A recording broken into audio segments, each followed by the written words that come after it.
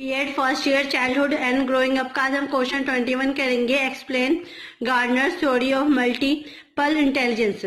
Gardener theory of multiple intelligence की क्या theory है उसे हम एक्सप्लेन करेंगे। In his theory of multiple intelligence, Gardner expanded the concept of intelligence to also include such areas as music, spatial relations, and interpersonal knowledge in addition to mathematical and linguistic ability. इसमें क्या था, जो Gardner theory of multiple intelligence है, जो Gardner थे उन्होंने बताया था कि इसमें क्या क्या इंक्लूड होते हैं। कुछ एरियाज होते हैं जैसे कि म्यूजिक हो गया, कोई स्पेशल रिलेशंस हो गया, कोई इंटरपर्सनल नॉलेज हो गया। इसमें क्या हो गया, इस नॉलेज में एडिशन हो गया मैथमेटिकल का और लिंग्विस्टिक एबिलिटी का। 7 intelligences. Gardner defines intelligence as the capacity to solve problems or to fashion products that are valued in one or more culture setting. इसमें क्या होता है, जो Gardner theory of multiple intelligence थी, उन्होंने इसमें जो गार्डनर थे उन्होंने 7 इंटेलिजेंसी बताई थी, 7 तरीके बताए थे किसी भी इंसान को जानने के लिए कि किस तरीके से जो इंसान है वो किस तरीके से वो आगे बढ़ता है, क्या क्या उसमें चेंजेस आती है, वो सारी चीजें उन्होंने इसमें बताई थी। गार्डनर ने क्या कहता है, डिफाइन किया था कि क्या क्या कैसे कैसे उनकी जो प्रॉब्लम्स होती है उसे किस तरीके से सॉल्व करना चाहिए और किस तरीके से वो एक दूसरे से कल्चर में कैपेसिटी मतलब एक दूसरे के कैसे कल्चर को वो मानते हैं, प्लस में वो किस तरीके से एक दूसरे की जो प्रॉब्लम होती है वो सॉल्व करने के लिए अपना दिमाग लगाते हैं। Using biological as well as cultural research he formulate a list of 7 intelligence. इसलिए क्या था, जो गार्डनर थे उन्होंने बायोलॉजिकली तरीके से और कल्चरल तरीके से रिसर्च करके देखा था और उसके बाद उन्होंने पाया था कि जो 7 इंटेलिजेंसेस है, 7 तरीके जिससे वो इस चीज का पता लगा सकते हैं। This new outlook and intelligence difference gently from traditional view which usually recognize only 2 intelligence, variable and computational. इसमें क्या कहा गया था, जो उन्होंने नई तरीके से इंटेलिजेंस को डिफाइन किया था, जिसमें उन्होंने क्या डिफरेंसेस जो देखे थे वो क्या होता है, ट्रेडिशनल व्यू में देखे थे, जिसमें उन्होंने उस चीज को रिकॉग्नाइज किया था कि किस तरीके से ओनली 2 इंटेलिजेंस के थ्रू, जैसे कि हम वेरिएबली या कंप्यूटेशनल तरीके से हम चीजों को पता लगा सकते हैं। The 7 intelligence Gardner definers. अब देखेंगे कि क्या वो 7 इंटेलिजेंस थी जो गार्डनर ने डिफाइन की थी। फर्स्ट है विजुअल सेप्टाइल इंटेलिजेंस। इसमें क्या था, इसकी जो स्ट्रेंथ है visual and spatial judgment. Strength में क्या होता है, जब हम विजुअल और सेप्टाइल चीज को देखते हैं, people who are strong in visual spatial intelligence are good at visioning things. इसमें क्या होता है, नाम से पता चल रहा है विजुअल मतलब देखना, और किसी भी पीपल या किसी भी इंसान की जो देखने का जो नजरिया है वो स्ट्रांग होगा तो उसकी जो इंटेलिजेंसी होगी, मतलब वो किसी भी चीज को देख के अच्छे से उसका पता लगा पाएगा। This includes are often good with direction as well as maps, chart, videos and pictures. इसमें क्या होता है, वो जो पीपल हो गया वो इंक्लूड होगा, वो अच्छे तरीके से किसी भी देख के क्या होता है, किसी भी डायरेक्शन का, मैप्स का, चार्ट्स का, वीडियोस का, पिक्चर्स का देख के वो पता लगा सकते हैं। अब देखेंगे इसके कैरेक्टरिस्टिक्स क्या है। Characteristics of visual spatial intelligence, good at interpreting picture, graphs and charts. इसके क्या है, सबसे पहला पॉइंट क्या है कैरेक्टरिस्टिक्स का, वो अच्छे तरीके से देख पाएंगे किसी भी पिक्चर्स को, ग्राफ्स को और चार्ट पेपर्स को। इंजॉय रीडिंग एंड राइटिंग, क्योंकि जब वो देख सकते हैं तो अच्छे से वो इंजॉय कर सकते हैं रीडिंग करते वक्त, राइटिंग करते वक्त। Good at putting puzzles together, हम जैसे कोई पजल्स गेम्स वगैरह खेलते हैं उसमें भी वो अच्छे तरीके से उसे करने में सक्षम होंगे। Enjoys drawing, painting and visual arts, और क्या होगा, जब वो देख सकते हैं तो ड्राइंग को भी अच्छे से इंजॉय करेंगे, पेंटिंग भी कर सकेंगे और कोई विजुअल आर्ट्स वगैरह भी कर सकेंगे। रिकॉग्नाइज पैटर्न इजिली, कोई सा भी पैटर्न होगा उसे अच्छे तरीके से वो रिकॉग्नाइज करके सीख सकेंगे। पोटेंशियल कैरियर चॉइस, इसमें क्या उसके आगे जाके क्या चॉइसेस है, वो क्या कर सकते हैं, वो आर्किटेक्ट कर सकते हैं, आर्टिस्ट बन सकते हैं और इंजीनियर बन सकते हैं। सेकंड पॉइंट देखेंगे लिंग्विस्टिक वेरिएबल इंटेलिजेंस। इसमें क्या होगा, जो वो होगा मौखिक तरीके से चीजों को सुनेंगे, समझेंगे और फिर करेंगे। इसकी स्ट्रेंथ क्या है, वर्ड्स, लैंग्वेज एंड राइटिंग। इसमें वो वर्ड्स को पहचानेंगे, लैंग्वेज को जानेंगे और राइटिंग को जानेंगे। People who are strong in linguistic variable intelligence are able to use words well both when writing and speaking. इसमें क्या है, जो पीपल होगा पहले वाले पॉइंट में क्या वो विजुअल से कनेक्ट हो, मतलब वो चीजें देख के पता लगाए। इसमें क्या है स्ट्रॉन्ग मौखिक तरीके से चीजों को समझने की कोशिश करे, जैसे कोई वर्ड्स हो गए, प्लस में कोई राइटिंग कर रहा हो तो उस चीज को वो सुन सकता है, प्लस में वो स्पीकिंग करते हुए इंसान को जानेगा। This includes are typically very good at writing stories, memorizing information and reading. इसमें क्या इंक्लूड्स होगा कि उसकी चीज में वो सक्षम होगा, कोई राइटिंग स्टोरी करने में या फिर कोई इंफॉर्मेशन उसे मेमोराइज करने में, तो उसे काफी टाइम तक अपने दिमाग में रखने में, प्लस कोई भी रीडिंग करने में वो सक्षम होगा। कैरेक्टरिस्टिक्स और लिंग्विस्टिक वेरिएबल इंटेलिजेंस, इसमें की क्या कैरेक्टरिस्टिक होगी? फर्स्ट है good at remembering written and spoken information, अच्छा होगा वो, मतलब अच्छे से कर पाएगा वो, कोई भी रिटर्न वर्क को उसे रिमेम्बर कर रखेगा और कोई भी स्पोकन बोली या इंफॉर्मेशन होगी उसे वो याद रख सकेगा। इंजॉय रीडिंग एंड राइटिंग, जो रीडिंग और राइटिंग होगी उसे भी वो अच्छे से इंजॉय करेगा। Able to explain things well, किसी भी थिंग्स को वो अच्छे से एक्सप्लेन करने में भी सक्षम होगा। Often uses humour when telling story, कोई भी स्टोरी होगी उसे अच्छे तरीके से, हम्बल तरीके से वो स्टोरी को भी टेल कर सकेगा, बता पाएगा। गुड एट डिबेटिंग और गिविंग स्पीचेस, कोई भी स्पीच होगा या फिर कोई भी डिबेट हो अच्छे से वो कर पाएगा। पोटेंशियल कैरियर चॉइसेस, क्या क्या उसके पोटेंशियल कैरियर्स होंगे चॉइस करने में, जैसे राइटर बन सकता है, जर्नलिस्ट बन सकता है, लॉयर बन जाएगा या फिर कोई टीचर बन सकता है। थर्ड पॉइंट है हमारा लॉजिकल मैथमेटिकल इंटेलिजेंस। फर्स्ट क्या था हमारा विजुअल सेप्टर, सेकंड क्या था हमारा बताइए आप लोग, बताइए। सेकंड था हमारा, बताइए, सेकंड था हमारा लिंग्विस्टिक वेरिएबल इंटेलिजेंस। थर्ड क्या होगा हमारा लॉजिकल मैथमेटिकल इंटेलिजेंस। इसकी स्ट्रेंथ क्या होगी? Analysing problems and mathematical operations. इसमें क्या होता है कोई भी जो मैथमेटिकल से कोई सी भी प्रॉब्लम रिलेट होगी तो उस चीज को लॉजिकल तरीके से सॉल्व करने की कोशिश करेगा। People who are strong in logical mathematical intelligence are good at reasoning, recognizing patterns and logical analyze problems. इसमें क्या होगा? पहले वाले में क्या होगा? देखने में सक्षम होगा। दूसरे में क्या होगा आप बताइए? दूसरे में क्या होगा? वॉरेबल मौखिक तरीके से वो चीजों को अच्छे तरीके से जान पाएगा। थर्ड पॉइंट में क्या? वो मैथमेटिकल तरीके से वो चीजों को समझ पाएगा, जिसमें क्या होगा? वो अच्छे से रीजनिंग को सॉल्व कर पाएगा, जो भी पैटर्न होंगे उसे रिकॉग्नाइज कर पाएगा और लॉजिकल तरीके से अपनी प्रॉब्लम्स को सॉल्व कर पाएगा। This individual tend to think conceptual about numbers, relationships and pattern. इसमें जो इंडिविजुअल होगा किस तरीके से इंक्लूड होगा? कॉन्सेप्ट, उसके कोई भी चीज होगा, नंबर्स या फिर कोई भी डेफिनेशन होगी, इससे अच्छे तरीके से उसके कॉन्सेप्ट क्लियर होंगे, प्लस उस चीज के बारे में रिलेशनशिप, उसका रिलेशन जान पाएगा कि तभी तो वो मैथ्स के सम्स हो गया या फिर कोई भी रीजनिंग होगी इससे सॉल्व कर पाएगा, और पैटर्न्स के बारे में भी वो उससे अच्छी जानकारी होगी। Characteristics of logical mathematical intelligence, क्या क्या इसके कैरेक्टरिस्टिक्स है? फर्स्ट है एक्सीलेंट प्रॉब्लम सॉल्विंग स्किल्स, अगर उसकी मैथमेटिक्स अच्छी होगी तो वो रीजनिंग को अच्छे से सॉल्व कर पाएगा, जिससे क्या होगी जो भी उसकी प्रॉब्लम्स होगी अच्छे तरीके से वो सॉल्व करने में सक्षम होगा। Enjoy thinking about abstract ideas, और जब उसे अपनी प्रॉब्लम को सॉल्व करेगा तो उसे अपना दिमाग भी लगाना पड़ेगा, तरह तरह के आइडियाज भी अपनाने करेंगे, प्लस वो थिंकिंग सोचेगा भी, तो क्या होगा वो भी इस चीज को इंजॉय करेगा। लाइक कंडक्टिंग साइंटिफिक एक्सपेरिमेंट्स, और क्या होगा अपने प्रॉब्लम को सॉल्व करने के लिए वो क्या होगा तरह तरह की एक्सपेरिमेंट करने की भी कोशिश करेगा। Good and solving complex computation, और अच्छे तरीके से वो अपनी प्रॉब्लम को सॉल्व कर पाएगा और अच्छे से वो अच्छा वर्क कर पाएगा। पोटेंशियल कैरियर चॉइसेस, उसकी क्या क्या आगे बढ़ के वो क्या कैरियर बना सकता है अपना? साइंटिस्ट बन सकता है, मैथमेटिशियन बन सकता है, इंजीनियर बन सकता है, अकाउंटेंट बन सकता है और कंप्यूटर प्रोग्रामर बन सकता है। मतलब जो मैथमेटिकल इंटेलिजेंस होगा तो वो ये सारी चीजें आगे जाके कर सकता है। फोर्थ पॉइंट है हमारा बॉडीली काइनेस्टिक इंटेलिजेंस। इसमें क्या होगी? इसकी स्ट्रेंथ क्या होगी? Physical movement, motor control. नाम से पता चला है काइनेस्थेटिक इंटेलिजेंस, मतलब इसमें क्या होगा हम जो हमारी बॉडी लैंग्वेज होती है, हम जो मूवमेंट्स करते हैं उसके ऊपर ये डिपेंड होता है।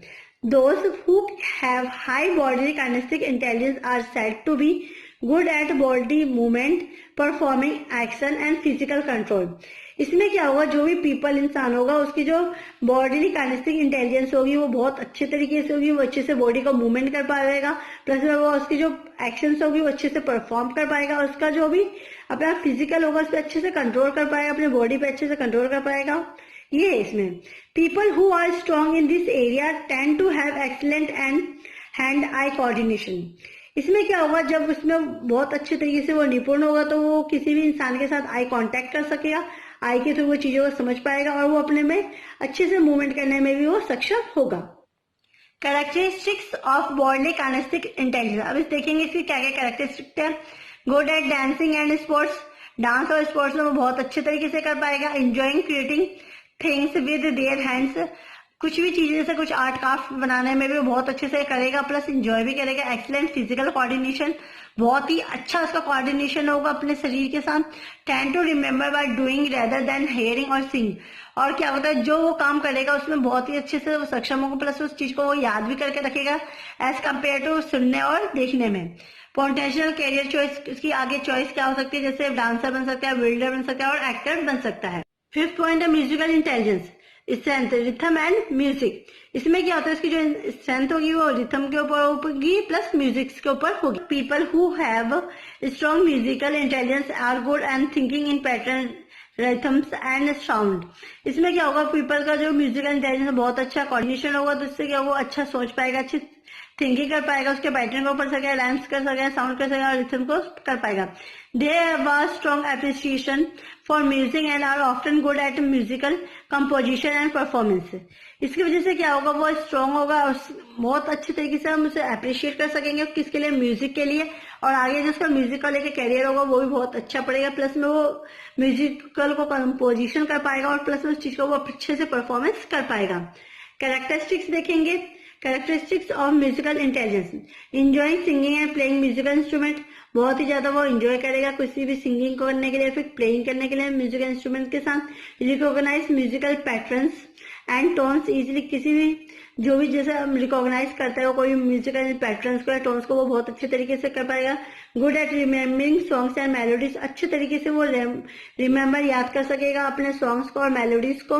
Rich understanding of musical structure, rhythm and notes, और वो अच्छे तरीके से म्यूजिकल के स्ट्रक्चर को समझ पाएगा, रिथम को समझ पाएगा और नोट्स को जान पाएगा। 6 पॉइंट है interpersonal intelligence, understanding and relating to other people. इसमें क्या होगा, नाम से पता चल रहा है इंटरपर्सनल, एक दूसरे से कनेक्ट होना, एक दूसरे को समझना, रिलेट करना एक दूसरे पर्सन के साथ। Those who have a strong interpersonal intelligence are good understanding and interacting with other people।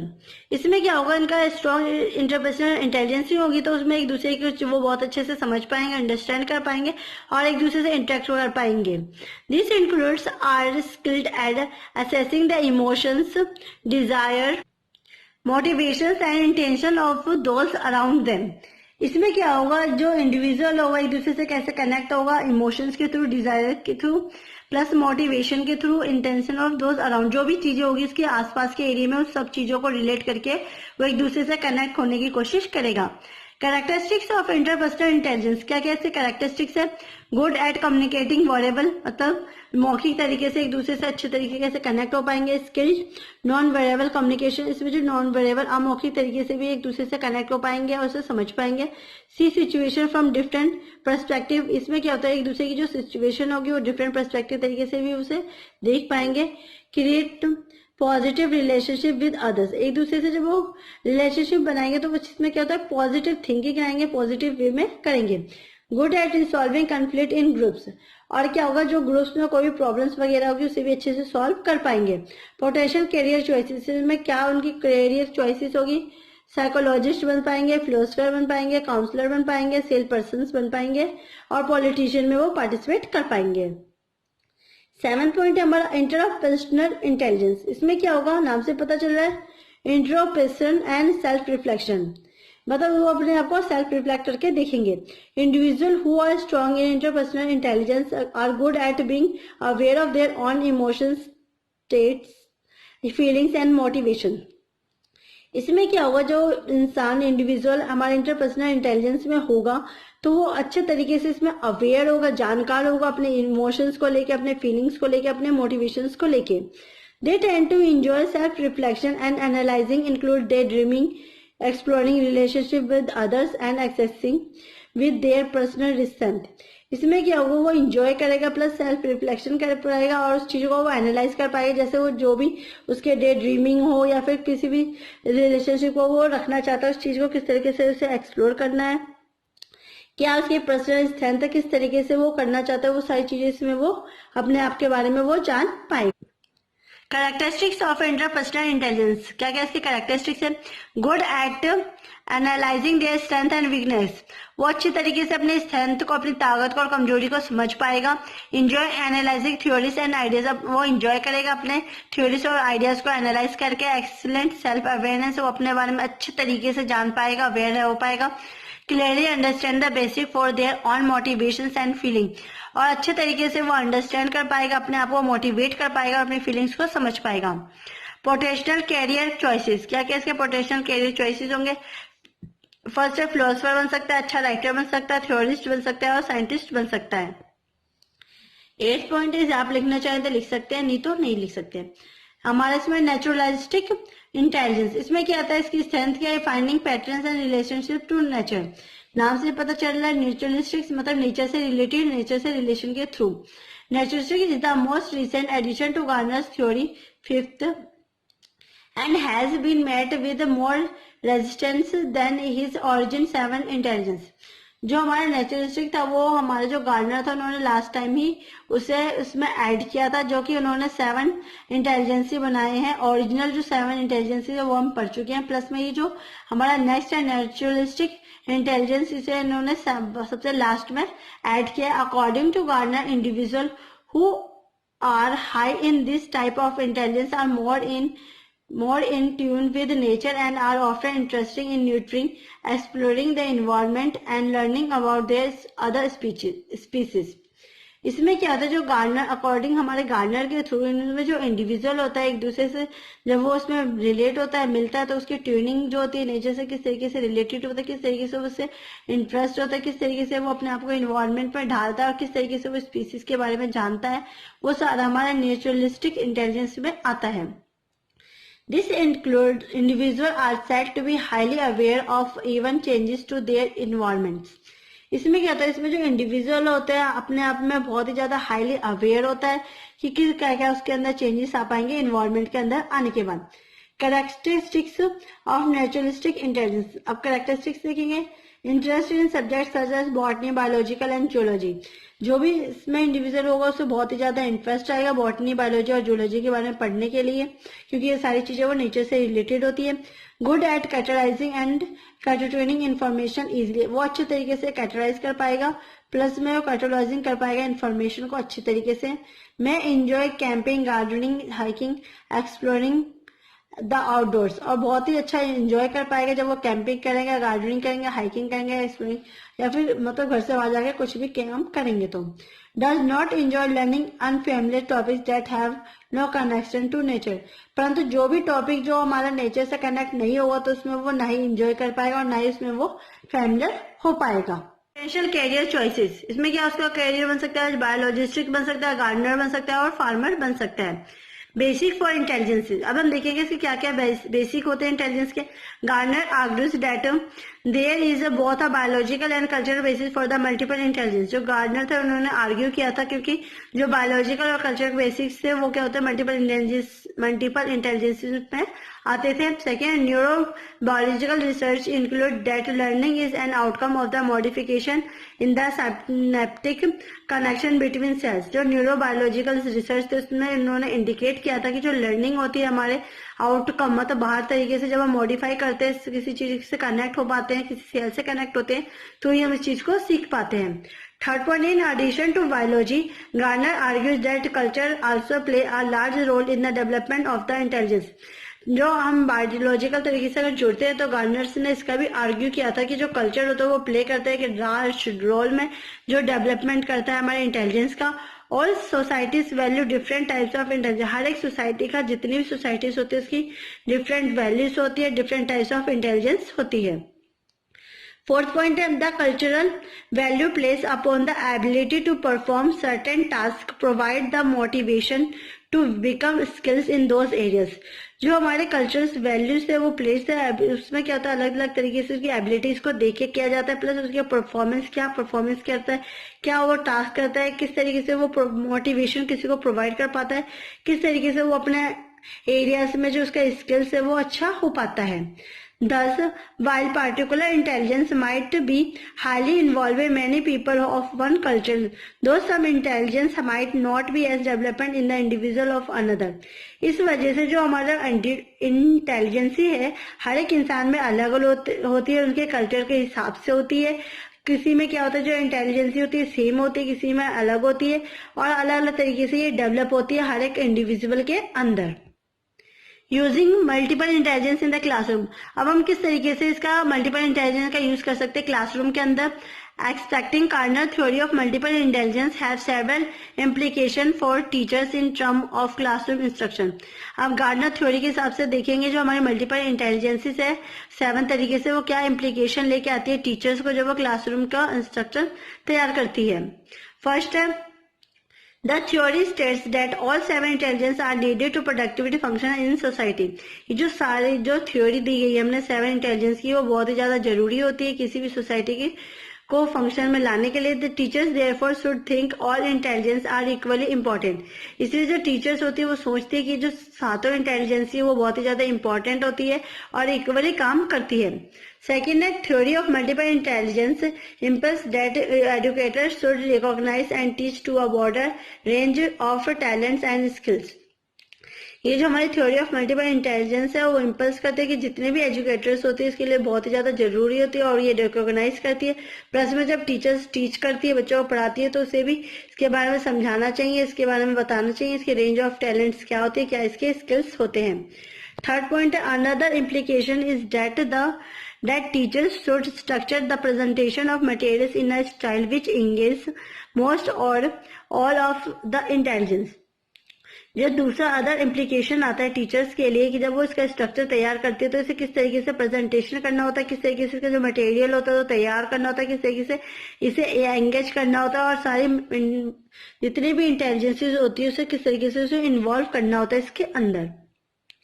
Everyone fourth point is born possessing the 7 intelligence. जितने भी बच्चे होते हैं हर एक इंसान क्या होता है जब वो पैदा होता है तो उसमें भी 7 इंटेलिजेंसेस होते हैं. Nevertheless all students will come into the classroom with different set of development intelligence. इसलिए क्या कहा गया है कि हमें नहीं भूलना चाहिए और हमें पता भी होना चाहिए कि जो क्लासरूम के अंदर जो बच्चे होते हैं उनके अंदर डिफरेंट सेट ऑफ डेवलपमेंट होता है इंटेलिजेंसेस का, उसे किस तरीके से हमें डेवलप करना है, किस तरीके से बच्चों के अंदर डालना है कि हम उसे पढ़ाई के साथ साथ उनकी जो इंटेलिजेंसी है उसे भी बढ़ा सके.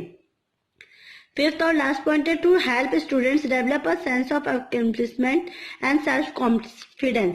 हमें बच्चों को डेवलप करना चाहिए कि वो अपने सेंसेस को जाने, अपने सेंस के थ्रू भी काम कर सके, प्लस में वो अपना जो कॉन्फिडेंस लेवल है उसे भी इंक्रीज कर सके, उसे भी डेवलप कर सके जिससे कि वो अच्छे तरीके से अपने आप को जान पाए. ये थे हमारे आज के theory of multiple intelligence Gardner की जो हमने अभी किए थे. आई होप आपको आज की वीडियो पसंद आई होगी. प्लीज मेरे वीडियो को लाइक, कमेंट एंड सब्सक्राइब कीजिए. Thanks for watching.